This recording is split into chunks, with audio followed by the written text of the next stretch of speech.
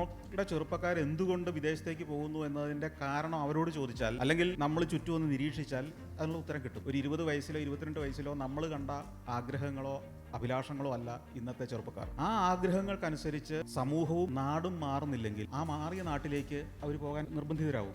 അതാണ് ഇവിടെ സംഭവിക്കുന്നത്. അപ്പോൾ അതിന് സൊല്യൂഷൻ എന്ന് പറയുന്നത് നമ്മുടെ സമൂഹവും നാടും മാറിയ തലമുറയ്ക്കനുസരിച്ച് വളരുക എന്നുള്ളതാണ്. അവരുടെ അംബിഷൻസിനെ ഇല്ലാതാക്കാൻ നമുക്ക് കഴിയില്ല. ഒരു സമൂഹത്തിൻ്റെയും ഒരു തലമുറയുടെയും സ്വപ്നങ്ങളെ ഇല്ലാതാക്കാൻ ഒരു നാടിനോ ഒരു സമൂഹത്തിനോ ഭരണാധികാരികൾക്കോ കഴിയില്ല. അവിടെ അവസരമില്ലെങ്കിൽ നമുക്കറിയാം, ഒരു കല്ലിനടിയിൽ പോലും ഒരു ചെടി മുളച്ചു വരും നമ്മൾ കണ്ടിട്ടുണ്ട്. അതിനടിയിൽ നിന്ന് മാറി വളഞ്ഞ് അവൻ തിരിഞ്ഞ് കയറിപ്പോകും. ഒരു വിത്ത് ഒരു വലിയ പാറക്കെട്ടിനിടയിൽ വീണാൽ പോലും വളരാനുള്ള എല്ലാ സാധ്യതയും നോക്കും.